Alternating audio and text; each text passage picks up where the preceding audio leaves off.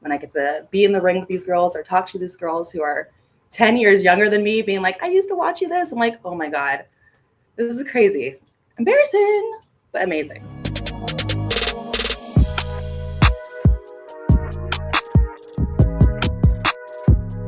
What is going on, everybody? It is the CEO and the Uchino here on the Takedown on SI YouTube channel. Rick Uchino here with Mercedes Moné, who will be defending her TBS Championship Saturday, November 23rd at AEW Full Gear on pay-per-view against Kris Statlander. Mercedes, we all know that time is money, and I thank you for yours. How are you doing? How are you feeling heading into Saturday?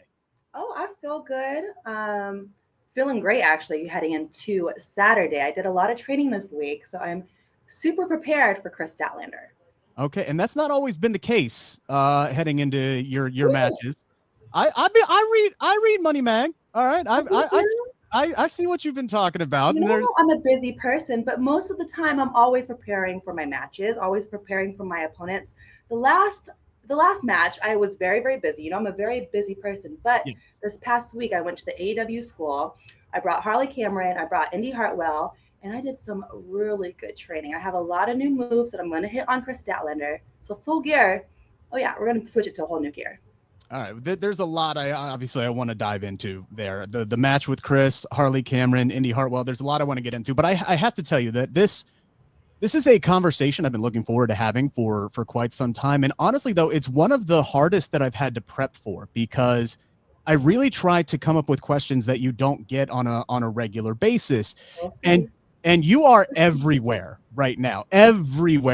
Like, very quickly, you would become one of the faces, if not the face of AEW. Every day I wake up, I see 2 or 3, maybe even 4 Mercedes Moné stories from all the different websites, many of them that stem from your own website, the stories that you write up on the Money Mag. You know, you're well aware you're a very polarizing figure in professional wrestling. Someone always seems to have something to say about you, positively or negatively, which means you're doing something very well, right? You're worth talking about. You're worth writing about. Was that one of the driving forces behind, starting up one of your own websites, was to kind of give people more to talk about, maybe control the narrative there a little bit as well? It's definitely to control the narrative and to stay into the know with the CEO. This whole last 2 to 3 years, the internet, people just want to create their own stories, create their own narrative. Sure. And finally, I have my own website, mercedesmoné.com. You can subscribe, get to know more about me. Every Thursday, I put out a weekly money magazine. I talk weekly of different things that go on through my life. But really, it was just to control the narrative and to get my voice back.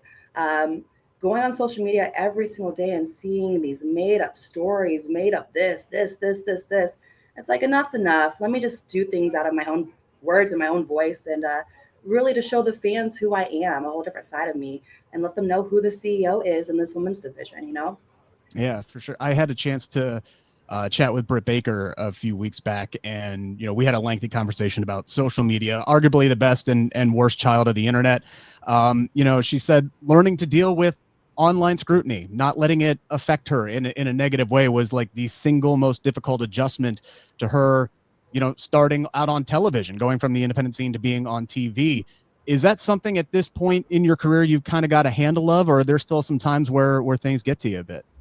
Oh, things don't get to me at all anymore. I learned a long time ago to not let words affect me. Because of the internet used to affect me so much, just the littlest things would make my day end so badly. Like, I would ruin my whole day. And I'm like, Mercedes, if there's just words that you're reading, how about you read it in a funny voice or something to change the way that you're taking it? But we have no idea who is on the other side of the keyboard. I don't know if these are bots. I don't know if it's someone who looks like you. I don't know if it's a witch or a rat or who. But at the end of the day, I don't care what you have to say about me, because one, I have my own website where I can write about myself. Yes. And people love me. Whether they love to hate me, they love to cheer me. People just love me in general. It's the best feeling in the world. So I like it. Was there a singular turning point, that kind of flipped that switch in your mind to not let stuff bother you anymore? Or did it just gradually take time to get that? Because even in my line of work, I'll run into people who are talking crap, rushing to judgment about something when they don't know half of what they think they know. You know what I mean? No, but I just had to switch it really quickly so I can enjoy my time as a human and as a performer, because running to the internet is what us wrestlers do. We love to get that fast interaction of, oh my God, did we do good? Did they like that? Did they? But at the end of the day, we have to get the satisfaction of the fans, the actual people who make noises, who pay the tickets. Um, and I can't take things personally. I think that's the biggest thing in life. You can't take any words or anyone's opinion too personally. You got to go with the flow, keep on moving, and keep on growing. You're moving a lot. You have a ridiculous travel schedule, which I have to assume keeps your mind occupied too. So you're busy on other things. While people are talking about your life, you're actually out there living your life, and you're living your best life. You're flying to AEW shows. You got the New Japan shows. God knows what else projects that you have going on right now. Running your own website, like we've talked about. And I was reading the other day on mercedesmoné.com, about you're not really having a whole lot of time to get into the ring to train before your match with Britt at All In. And look, you're one of the GOATs, but even LeBron James has to practice, right? Like, you got to keep your skills sharp. So with your travel schedule, like, how difficult is it for you to stay sharp when you have to go those long stretches without being in the ring? It's hard. I mean, thankfully, I've been doing it for a long time. And when I'm not in the ring, I always look at people that's been doing it longer than me. I'm like, that guy hasn't trained in 10 years. So can you imagine? It's okay. Sometimes I legit freak out. I'm like, oh my God, I didn't train this week, or I didn't train before this pay-per-view. And I'm like, Mercedes, there's people who don't step in the ring and train at all, or even practice their match beforehand. I'm like, you are at a level that you don't even need that. I do this just for an extra little happiness for myself. I love getting in the ring. I love training. I love training for my opponent. And I love to try to create different moves and move sets that I can outdo their moves. So for that Britt Baker match, I was so disappointed that I didn't get in the ring beforehand. But it happens when you're a CEO, you're super busy. But we made it work. And this time around, I made sure I stepped into the ring before Kris Statlander, because she is a legit powerhouse in this women's division. And I definitely won't take her lightly. My back still hurts from being thrown into the wall. That was a hell of a spot. Yeah, obviously, you look at somebody like a Kris Statlander, an incredibly impressive athlete who has a pretty good size advantage. How does that get your mind working creatively, though, when you have a bigger opponent as opposed to, working with somebody maybe like a Hirashita or somebody of a smaller stature?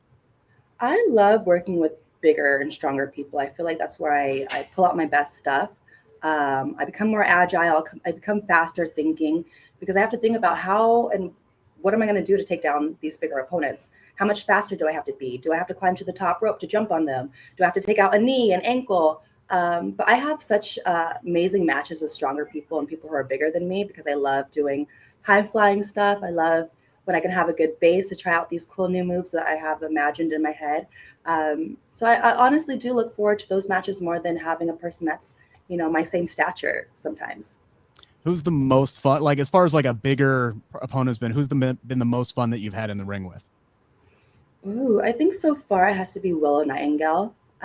Just the first time that we met down in New Japan, I knew she was really special, and just having that little matchup that we got before I didn't get to capture this, and then getting to we don't need to talk about the bad things, that's fine. No, we can just talk about the good things. The good thing that I won from her, the TBS Championship, but to have my first match back with somebody like her, who was an amazing opponent, an amazing wrestler, that was so super fun for me, because I didn't realize how strong that she actually was. Her pounce, and I think she like pulled my hair and like twisted me like Matilda. There was a lot of things in that match that I was like, wow, this girl is super strong. Great reference, by the way. You've had some tough draws this year too, as far as where you've been on the card for some of these AEW shows. You go back to Double or Nothing, you follow up, Cope and Malachi in the barbed wire steel cage. Forbidden Door, you followed up the TNT title ladder match. All In, for the love of God, you had to follow Will Ospreay and MJF.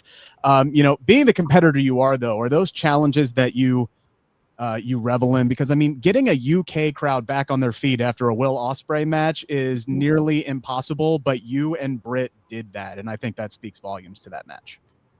Yeah, I love it. I love, I don't want to call it competition, but it is. It's like we are all competing to be in that number one spot.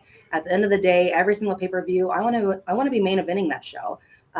So whether I have to follow such an amazing opponents or people like Will Ospreay, or go against them, hoping to be in that number one spot main eventing, it's going to be a competition at the end of the day, and I'm the CEO for a reason. So I'm so hungrier than ever to get into that spotlight of being number one, of closing out the shows or opening the shows too.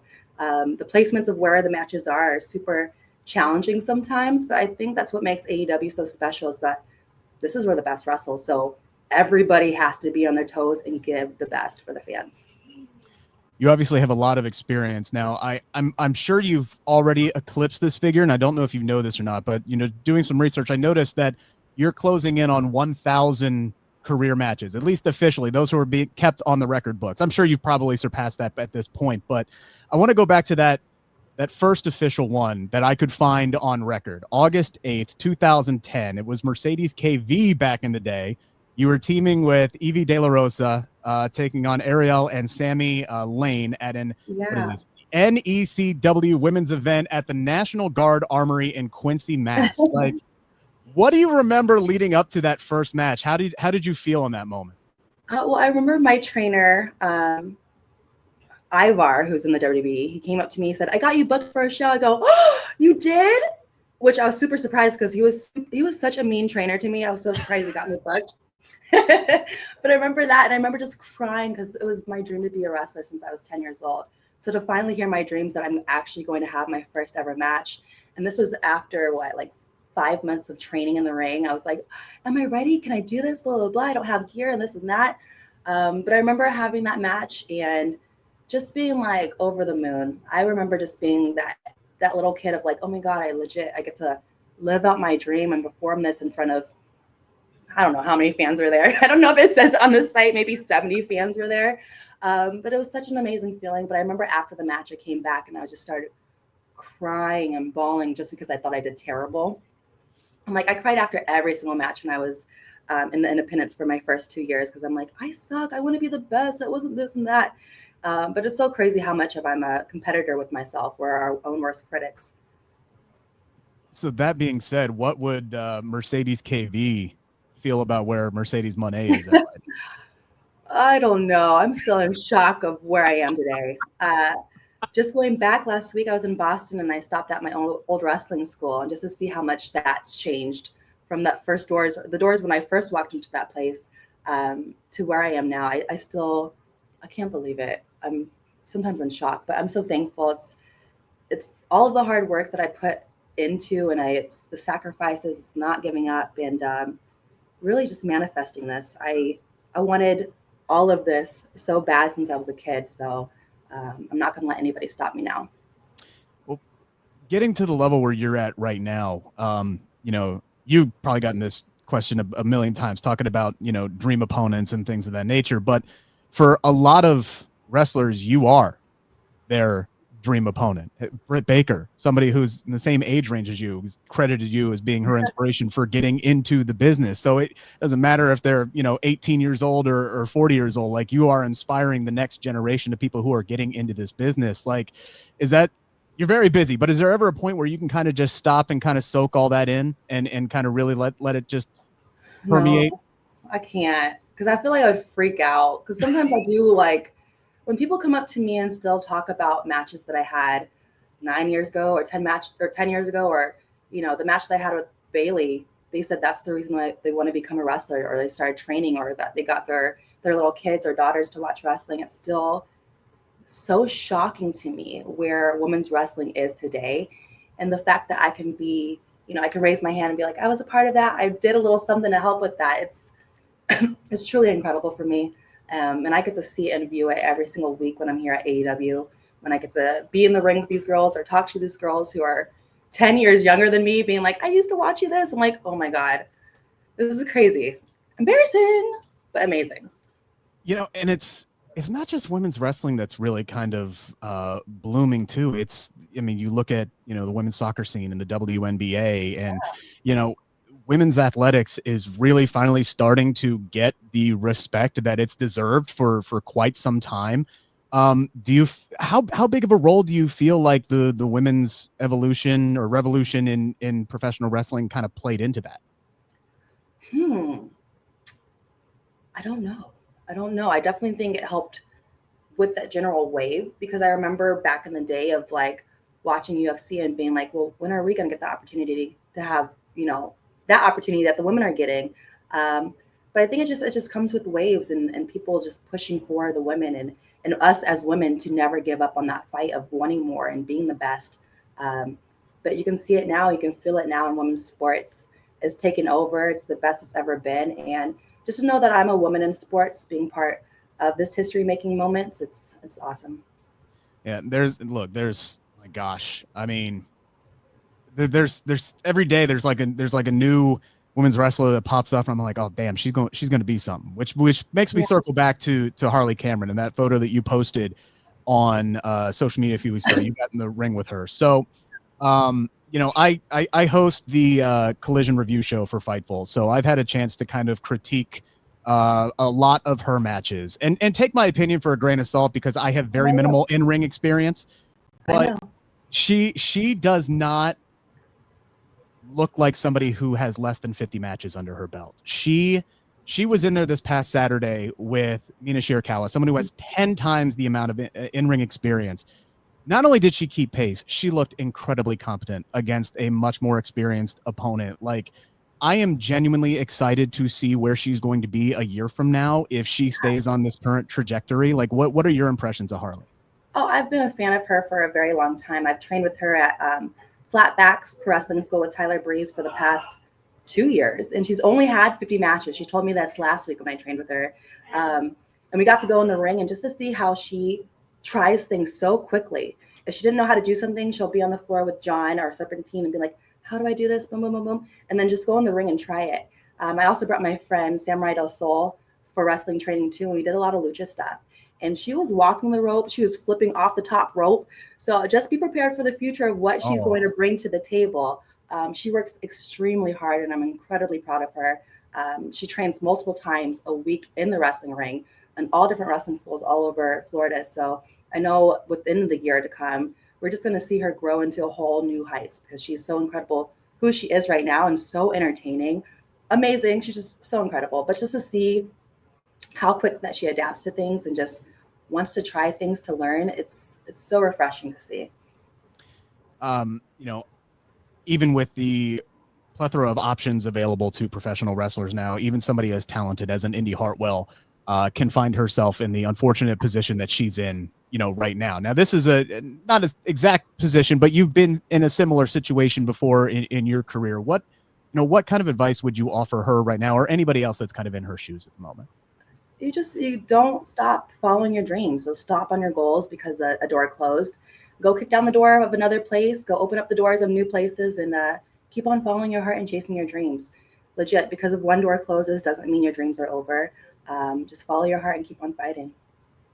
Well, you're going to be fighting Kris Statlander, Full Gear, Saturday, Newark, New Jersey. You're going to be walking out with both of those titles. I can feel it. But Kris is like, we could talk about the talented women in AEW from top to bottom. I'm a huge fan of Kris Statlander. I'm a huge fan of yours. I'm looking forward to this fight. And thank you so much for your time today. I really appreciate it. Thanks, Rick. Appreciate you. Thank you.